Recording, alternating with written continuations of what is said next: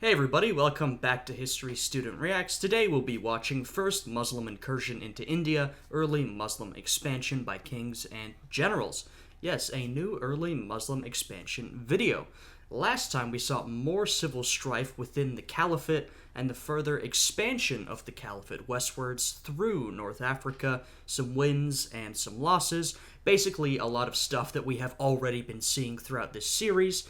This episode, we're getting something a little new. We're looking eastwards to a very important region in the Muslim world. We're going to be looking at India and Muslim expansion into India. Of course, this is pretty important. I think it's going to be pretty interesting, so I'm excited to get into this video. Before we do that, I would very much appreciate it if you would subscribe to the channel and check out the Patreon or become a channel member for exclusive reaction content. Anyway, with that all out of the way, let's jump into this reaction.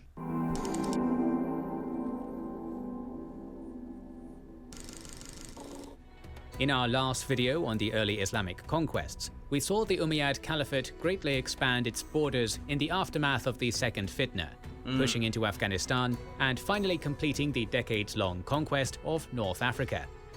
Today, greater conquests will follow in both the west and the east, as the Caliphate's attention turns to Sind, Transoxiana, and Visigothic Iberia. Oh, wow. Okay, now that is interesting. It appears we are getting a little more western expansion, and we might be finally touching on something that I've been very interested in for a while, which is, the Muslim conquest of Spain, or Iberia.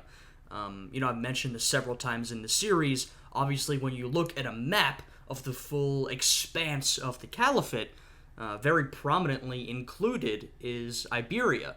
That was Muslim territory for a while, and then the Christian reconquest of that was a really, big deal in European history. So I've been very curious to see when that will happen, and it seems like along with the incursion into India, we are going to get some of that, so that's pretty cool.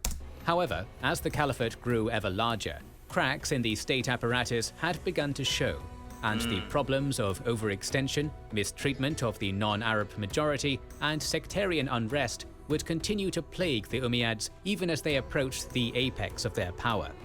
Yeah, these have been some really bad problems for the Caliphate so far. There's been a lot of civil strife, infighting, sectional infighting, and then in addition, despite the fact that, of course, all Muslims should be equal, as Muslims under Islam, the Arab Muslims have been seeing better treatment than some of their converts from other ethnicities.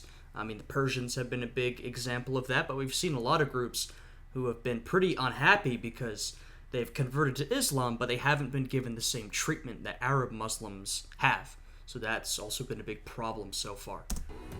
As we probe these weaknesses in the Caliphate, take a moment to assess a certain territory that's very close to home, the top of your head. Are you worried that your hairline is going to crumble away like the...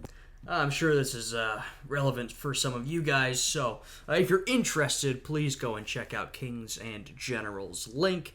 I have their video linked down below. Please go and give them a like, subscribe to their channel, check out their sponsor. Their link is on the screen right now. Show them some support for making these fantastic videos. In the description. That's keeps.com/kings.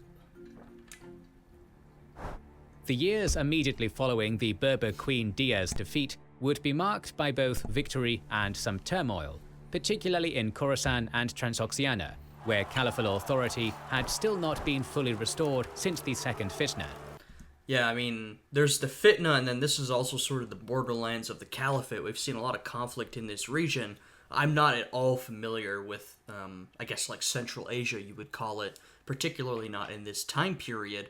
But as you can see, there's a lot of different small to mid-sized states. Seems like a pretty complex geopolitical situation. And we've only sort of seen a little bit of it so far, but I do find it very interesting and intriguing. Between 692 and 705, the largely independent governor, Musa ibn Abdallah, had expanded his power base, first by conquering local Hephthalite and Sogdian city-states, even clashing with forces of the Tibetan Empire over influence in the region, then later forging local alliances in order to expand at the expense of other Arab governors in the region despite his nominal loyalty to the Caliph. Musa was eventually brought to heel and slain in a campaign ordered by al-Hajjaj and led by al-Mufaddal and Mudrik, both sons of Khorasan's previous governor al-Muhallab ibn Abi Sufra, with the aid of the Arab-friendly monarch Tarkhan, ruler of Samarkand, and the most powerful of the Sogdian rulers. You know, they're sort of starting to operate in some ways similar to, say, the Roman Empire. Because at this point, the Caliphate is a very large, wide-stretching empire in its own right. And so, you know, up until this point, they've been doing the full-on, you know, we came, we saw, we conquered type deal. But, and this is something the Romans would also experience as they grew larger and larger, it becomes more and more difficult to maintain the territory you've already conquered, particularly when you're dealing with civil wars and civil conflict.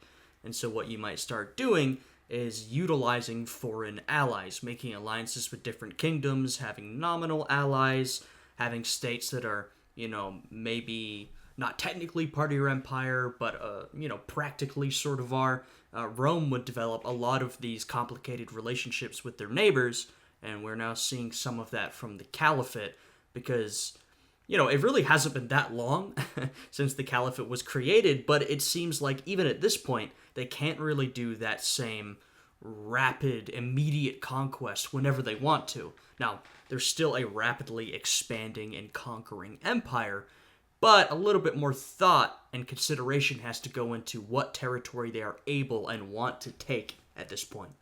However, the episode highlighted the increasing difficulty of maintaining control over such distant frontiers. Exactly. And much of the following decades would see the Umayyads attempting to centralize their vast realm with varying degrees of success. I mean, it kind of seems like the Caliphate is going through what, I mean, a lot of empires do, but in particular, what the Roman Empire went through over the span of hundreds of years, the Caliphate is going through in the span of a few decades, and that's because they expanded so quickly. A different sort of turmoil simmered in the capital during this same period. With Caliph Abd al-Malik now aged and sickly, thorny questions surrounding his succession began to arise. Though Abd al-Malik favored his sons, al-Walid and Suleiman, as successors, his brother Abdulaziz, governor of Egypt, was the preferred candidate for many, despite his advanced age, particularly as their father, Caliph Marwan, now dead 20 years, had previously declared that Abdulaziz should succeed his brother. Abd al-Malik's request for his brother to renounce his claim and withdraw from succession drove a wedge between the two, with Abd al-Malik seemingly fearing another civil war, as evidenced by his attempts to compel tribute from Abdulaziz and chip away at his traditionally very autonomous power base. These fears were quelled when Abdulaziz died in late 704, though the continuing uncertainty surrounding succession spurred Abd al-Malik to make an unprecedented move, summoning his vassals to take their oath of allegiance to his son al-Walid while he still lived. Wow. Though power in the Caliphate had now been dynastic for 24 years, swearing fealty to a designated heir before his succession marked a further departure from the elective tradition of the Rashidun. Yeah, I was going to say, this is definitely further cementing that dynastic system, because of course that's not really how it's supposed to be, or that's not how it has been at least. I guess supposed to depends on your views of the situation. But for a couple decades now, it has been dynastic, and that dynastic system of succession also represents a further centralization of power. And this move taken while Abd al-Malik is still alive, to have all these vassals swear allegiance to his son, you know, this is just increasing that centralization, which, you know, may be necessary for an empire of such size and power, but it's going to cause a lot of strife and a lot of resentment from people who don't want it to function that way. And was disliked by many, with the respected judge and scholar Sayyid ibn Musayyib even being jailed and beaten for his refusal to swear the oath. Damn. Despite this dissatisfaction, al-Walid's reign would become one of the most successful of any Umayyad caliph, and he took the throne after his father's death in October 705 without serious opposition. Okay. New conquests would swiftly follow on three main fronts. In the east, Governor al-Hajjaj, a trusted companion and advisor to the new caliph, would grow ever more influential, ruling Iraq and Persia like a kingdom of his own, and appointing his own governors to oversee further expansion. Yeah, well, that region, particularly Persia, it's really got its own thing going on. I mean, we're seeing religious splits within Islam develop, but of course, there have been Persian empires for a long time. There already is an independent Persian community, Persian culture. So it sort of makes sense that Persia, and I guess add Iraq onto that, have become sort of this independent region, or a sort of semi-autonomous region within the caliphate, because they've had their own identity for such a long time, and a very cemented, powerful identity. Versus, if we look at Arabia, before Islam, it was composed of a lot of different Arabian tribes fighting with each other, coming and going, moving around. And so I think it was a little easier for that region to adopt Islam, and that to become their main culture, religion, way of life, everything. And Persia has certainly adopted Islam at this point. It's spread far and wide, but they do have their own cultural and ethnic elements that still remain that have been well established for a long, long time. And, in the foreseeable future, in the next couple of weeks, we are going to watch the video Arabia Before Islam, so we will get some more knowledge on what Arabia was actually like before Muhammad and the spread of Islam throughout the region. The most significant of these frontier governors were Qutayba ibn Muslim, who replaced al-Mufadal as governor of Khorasan and continued the conquest of Transoxiana, and Muhammad ibn al-Qasim, governor of Fars, who would oversee the greatest Arab victories in India to date. In the west, Musa ibn Nusayr ruled the frontier as governor of Afriqiya, with Visigothic Spain the next target of the caliphate's unstoppable march. God, talk about ambitious, huh? He's not even through the extricate of Africa, though, as we saw last time, the Roman resistance has basically been broken in that province. I imagine they'll sweep through the rest of North Africa. But, at this point, not even through Africa and already onto, Iberia. Visigothic Iberia. We're seeing another player enter the picture, because so far, we have seen the caliphate fight against primarily the Romans, the Persians, who they totally destroyed, and some other smaller kingdoms and tribes. But now we have a pretty big and influential kingdom, the Visigothic Iberia, obviously taken over from the Romans a couple hundred years ago. So I'm curious to see how exactly that goes. The first conquests of al-Walid's reign would be undertaken by Qutayba, who successfully took advantage of the feuding and conflict between the Sogdian principalities of the region to bring them into the caliphate's sway. Tish al-Awar, ruler of Cheganian, was facing aggression from the neighboring principalities of Shuman and Akron to the north, at the base of the Hisan Mountains. To preserve his throne, he offered his tribute and fealty when Qutayba's army arrived in late 705, lending his strength to that of the Arabs in their swift campaign against his rival princes and against Balkh, the... See, and this is what I was talking about earlier. Now the caliphate and its generals are getting involved in these local regional politics in a way that they might not have done before. They might have just swept in and conquered everything. Now they're playing the game of empire, the game that the Romans played, where they're siding with one person and helping him defeat his rivals, and dealing with all these local political intricacies, which is what happens when you grow an empire. Power center of the Turkaristan region. The disunity of the many princes of Transoxiana made it relatively easy for Qutayba to compel tribute from the region and bring it under the suzerainty of the caliphate, though his power in the region remained a delicate balancing act, as demonstrated by difficult campaigns, such as his months-long conquest of Peykand, a mercantile city whose great wealth allowed it to attract soldiers and mercenaries from across Sogd to resist Qutayba for some time before its fall and brutal sacking. Interesting. Indeed, he would be forced to wage several costly campaigns over the next few years, as individual rulers or small coalitions came into conflict with the new lords of the Oxus, with further fighting in Bukhara following Peykand's sacking. 706 also saw some small victories on the border with the Byzantine Empire along... Wow, the Byzantines are back, huh? After loss after loss after loss, though they did finally sort of cement their eastern border against the Caliphate. It's been relatively stable for a while, but yeah, I mean, obviously the Byzantines will come back into the picture. They're one of the more prominent borders with the Muslim world, but it's interesting to see them back again. The Taurus Mountains, with Al-Walid's brother Hisham defeating opposition made up mostly of the Christian Mardites resettled by Justinian II. A low-intensity border conflict that would continue over the following year, coming to a close with the fall of Tyana near today's Khmer in the early summer of 707, and see the bulk of these Mardites resettled once more into Syria to remove them as a Byzantine asset. Yeah, but it does seem like the Caliphate really hasn't been too interested expanding into Anatolia.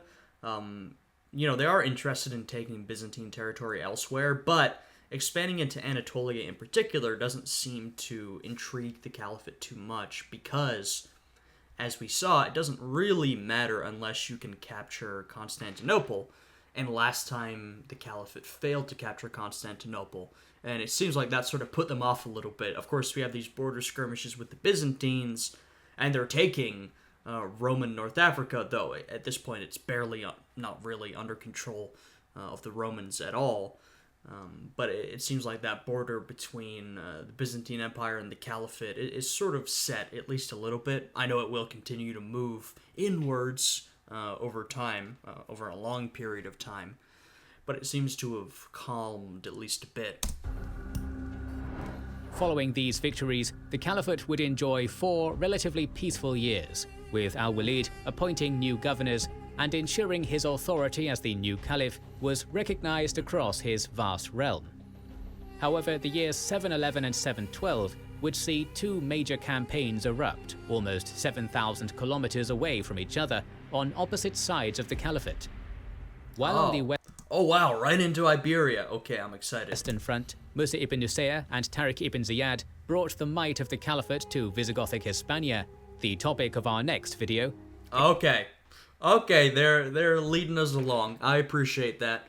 That's an effective way to get us to watch the next one, and I will be excitedly waiting for that next video. But, I'll get my mind off of Spain and we'll return to India, which I know a lot less about, but I do think it's very fascinating. A recent string of failures in the east had galvanized Al-Walid and Al-Hajjaj to redouble their efforts in India. Sind had long been a base for pirates who preyed on vessels in the Indian Ocean. And of further concern was the sanctuary many Sassanid loyalists and various defeated rebels had received upon fleeing Umayyad territory for. Now, I said I didn't expect the Byzantines to really be mentioned again for a while, but the Sassanids, that's someone who I didn't expect to be mentioned ever again. After the Muslims so defeated the Sassanid Empire. I mean, it absolutely crumbled into nothingness, but apparently there are still a few Sassanid loyalists left. That's pretty amazing. For India. The apparent inciting incident for the campaign occurred when pirates seized 8 ships traveling from the kingdom of Anuradhapura in modern Sri Lanka, whose hulls contained jewels, pearls, slaves, and other gifts from King Manavama to the Caliph, as well as Muslim women on pilgrimage who were taken captive. Details on the first punitive expedition are scarce, but following the seizure of the ships and King Dahir of Sindh's refusal or inability to have them recovered from the pirates, Hajjaj petitioned a reluctant Al-Walid for support in an invasion, which was finally granted. Led by a general named Bazail, 3,000 men Wow, we actually are getting a Muslim fleet invading. That's pretty rare.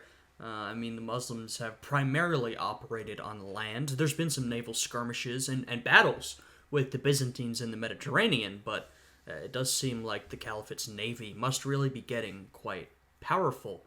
And I was also thinking, of course, we're calling the region India, and of course nowadays there's the modern country of India, and I mean Pakistan and other countries in that region.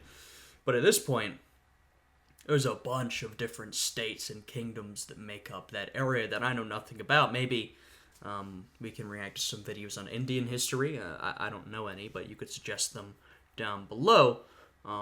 But yeah, I'm just completely unfamiliar with the geopolitical makeup of India at this point. But it looks like the Caliphate is now going for Sindh, this sort of northern Indian empire, with a naval fleet. How about that? Sailed to the port city of Nerun, near Pakistan's northern city of Hyderabad, before marching with a vengeance on the prominent pirate haven of Dibal. The garrison and local forces would crumble rapidly before the small Arab army, but this initial victory would last only until the arrival of Prince Jasir of Sindh with 4,000 men, mounted on camels and accompanied by war elephants. Though the Arabs fought valiantly, the elephants drove many of the Arab cavalry's horses to panic, including Buzail's own steed, leading to the general's death and the defeat of his already outnumbered army. So the first battle was a loss for the Caliphate. I'm curious to see how the Caliphate impacts this region, because obviously, the entirety of Asia, but this region as well, have had contact with Arabs for a while. Arab traders are pretty prominent throughout the Middle East into Asia.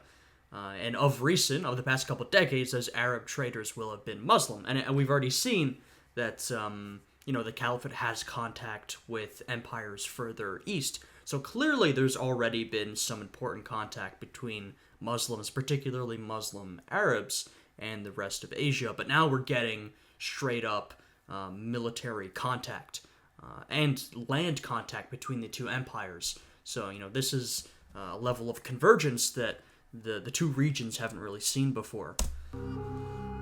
Because, sorry to keep pausing, obviously, the Persian Empire, whether it be the Sassanids or whoever, have usually provided sort of an empire in between, most of these Middle Eastern empires or the Arabs, any Arab state or empire, and the rest of Asia. The Persians have been in the middle, and the Persians are still there, but there's no Persian Empire anymore.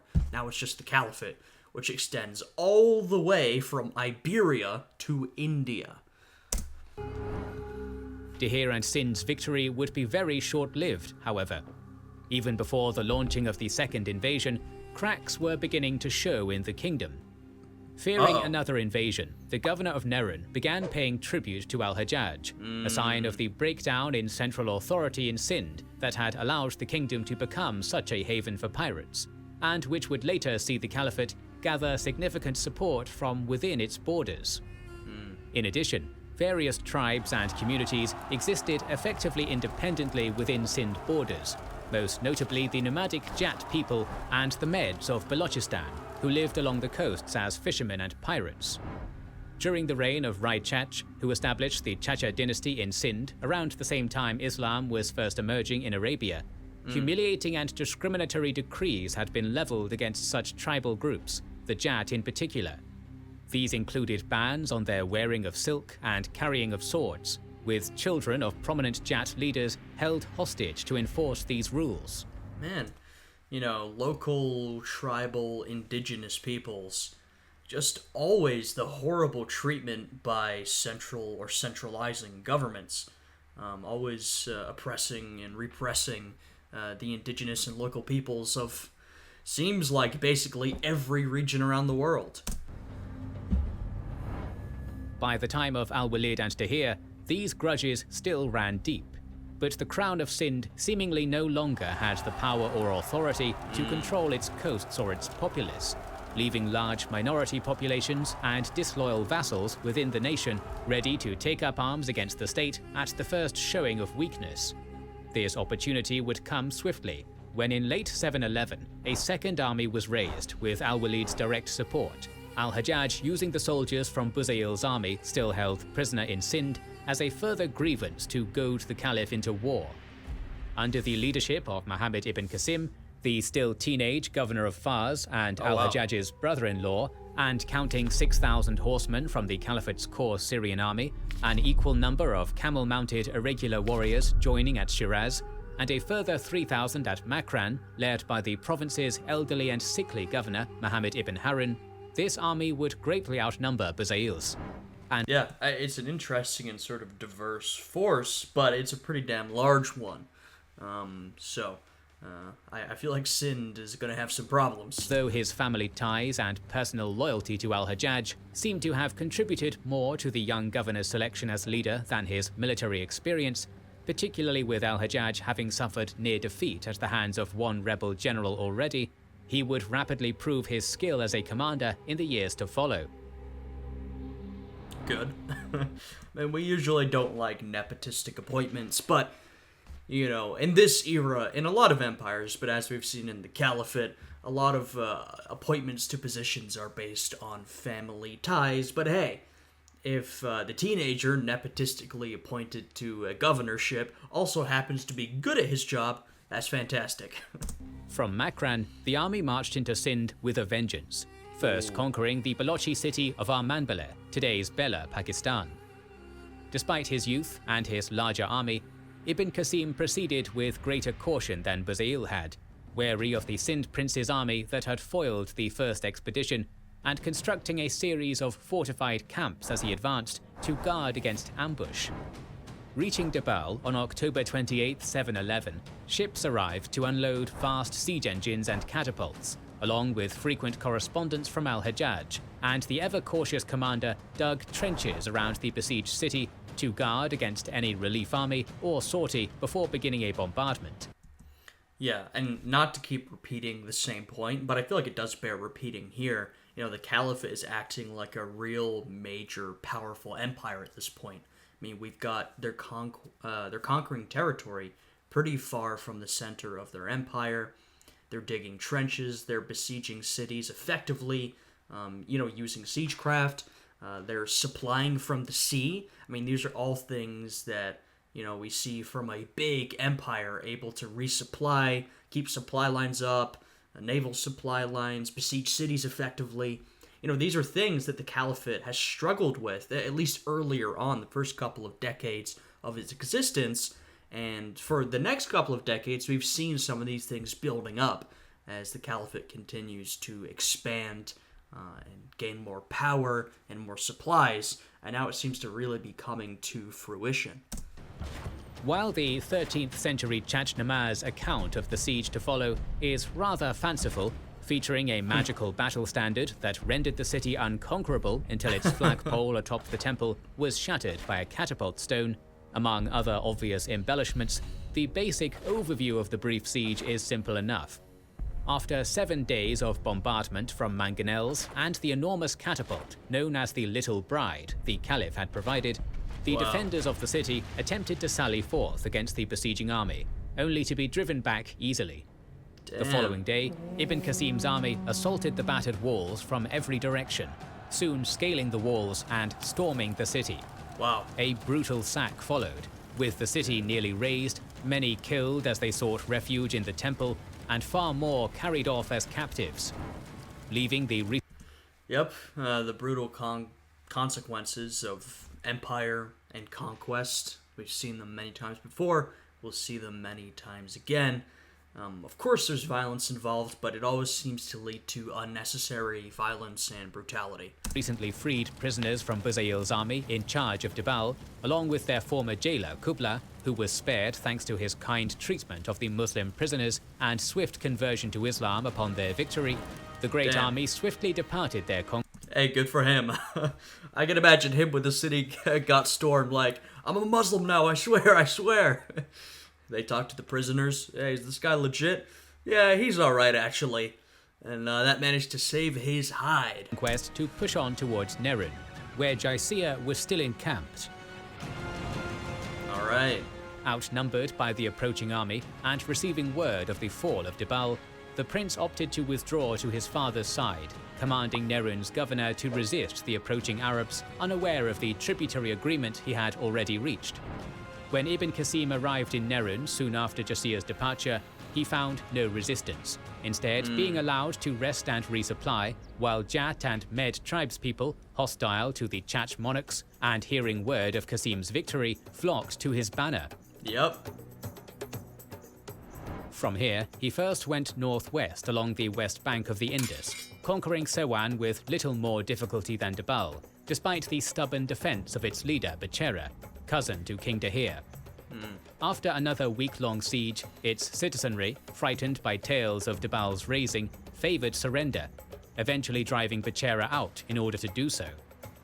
Yeah, I mean, that sort of brutal sacking is, well, it's brutal, it's immoral, it's horrible, but it can sometimes have the effect of encouraging other cities to just surrender if you have an upper hand already. Now, it can also have the flip side effect, which is if a city thinks it can hold out, it will hold out harder and stronger than it would have otherwise because it's so afraid of being conquered. But in this case, that brutality seems to have benefited the Muslim forces. A few days later, at Badia, Becerra attempted another stand after fleeing Sewan's fall, joining that city's headman, Karakotak, to launch a night attack against the encamped Arab army. 1,000 of his best warriors split into 4 groups for the raid, under cover of darkness, backed up by Jats loyal to Sind. Confused orders would see the nighttime attack come to naught, however, with the 4 groups failing to properly coordinate in the darkness, some becoming lost and failing to reach the Arab army, while the rest were discovered and driven away by the alert sentries of the well-fortified camp. I mean, you're in your own territory, and it's a nighttime attack that you're planning. I feel like if you're planning a nighttime attack in your own territory, you better have planned it well.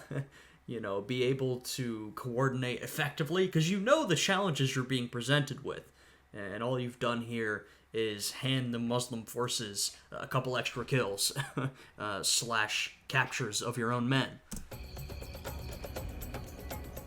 In the aftermath of this defeat, Karakotak submitted to Ibn Qasim as so many of Dihir's vassals had already, while Becerra and his loyalists were slain, bringing almost the whole of Sind west of the Indus under the sway of the Caliphate. The true test would be the crossing of the Indus, however, and here Qasim's army, camped at Kahal, began to face difficulties. Dihir and Jasir stood ready on the opposite bank, the 2 armies at times within bowshot of each other, guarding against a crossing. Despite nominally commanding the loyalty of the nearby conquered cities, Qasim's position was still tenuous, based on a fear that the loyalty might fade if the conquerors showed too much weakness. Indeed, as the 50-day standoff across the Indus drew on, the Arabs found great difficulty in keeping themselves supplied, with the army beginning to suffer from hunger and disease, and being forced to eat many of their horses. Yeah, well, along the coast, with their new developed navy and supply lines, they were able to keep supplied by the sea, but now they're far inland, and obviously they can't use the Indus River because there are several Sind forts up and down, so now they have to bring a lot of that stuff over land, which I can imagine is a pretty difficult trek in what seems to be a fairly mountainous region. While Sewan rose in revolt behind them and expelled its recently installed Arab garrison. Though this revolt was quickly suppressed, and 2,000 fresh horses laden with supplies were soon sent by al-Hajjaj, the long period of inactivity was clearly weakening the Arab position. Thus, on Hajjaj's orders, the army departed towards Thatta, most likely in May of 712. A successful crossing was made at Jim, today the site of Kinjar Lake, but at the time a relatively safe ford, where a small island stood in the middle of the Indus. Provided boats by the local leader, Mokha Basaleh, Ibn Qasim had them filled with ballast and connected by planks to form a bridge, crossing before the... Seems like the Sind forces probably should have made more of an effort to prevent that crossing, at least make it a contested crossing, because it seems like the Indus River was really giving them a lot of defense, being able to hide to the east of it. Now they don't have that protection, but I guess we'll see how the rest of this conquest goes. The unprepared Dahir could bring his forces to bar their way, and routing the paltry force under Mokha's loyalist brother, Rasil. From here, Qasim marched swiftly north towards the Sindhi capital of Aror, defeating several Sindhi armies along the way. At a lake just south of today's Nawab Shah, the first major engagement was fought, with Jaisir taking a strong force of soldiers and elephants to oppose the invaders. Though they fought bravely, and the elephants caused great chaos among the mounted Arabs, they were swiftly enveloped and hemmed in by their more mobile foes, with the majority of the army being cut down, while Jaisia broke through the foes surrounding him atop an elephant to escape to his father's side. This defeat... And we've seen the Caliphate deal with elephants before. Elephants seem to be fairly common to warfare in, I guess, North Africa, the Middle East, and parts of Asia. So the Caliphate's dealt with this kind of stuff. If I don't know if that experience came in handy here, because it was a long time ago, the last time I remember them explicitly dealing with elephants, but, maybe they have since. We're not looking at every single battle the Caliphate fought. Further shook the confidence of Dahir's vassals, with Rasil now defecting to join his brother in Ibn Qasim's service, and securing boats to cross the lake as a sign of his new loyalty. Over the following 3 days, Dahir, facing loyalty problems and apparently allowing the readings of his astrologers to inform much of his strategy, threw several detachments against Ibn Qasim to no avail, allowing the Arabs to overcome these small forces piecemeal and reduce the Sindhi numbers advantage. On June 16, 712, following the advice of Muhammad ibn Haris, leader of the Muslim Alafi tribe, which had fled Makran after a blood feud brought them into conflict with al-Hajjaj, he finally brought his full army to bear against Ibn Qasim's army, which... I mean, look, the Sindhi army definitely has a chance. But the momentum is absolutely against them, you know what I mean? This should be, I think, a fairly even matchup. The Sindhi army might even have more forces to play. But the momentum is so against them. The Caliphate, the forces of the Caliphate have been rolling through the region, conquering cities with their vast martial and military experience. Which had crossed the lake, led by his lieutenant, Uwais ibn Qais. Arranging his horsemen on the left, archers on his right, with foot soldiers supported by war elephants in the center, the Sindhi army numbered approximately 20,000. There you go. So they do outnumber the Muslim forces. So they absolutely have a chance. They outnumber their opponent. But I have a feeling it's not going to go quite well for them. But maybe I'm wrong. We could see this turn around right now. Men to Ibn Qasim's 15,000.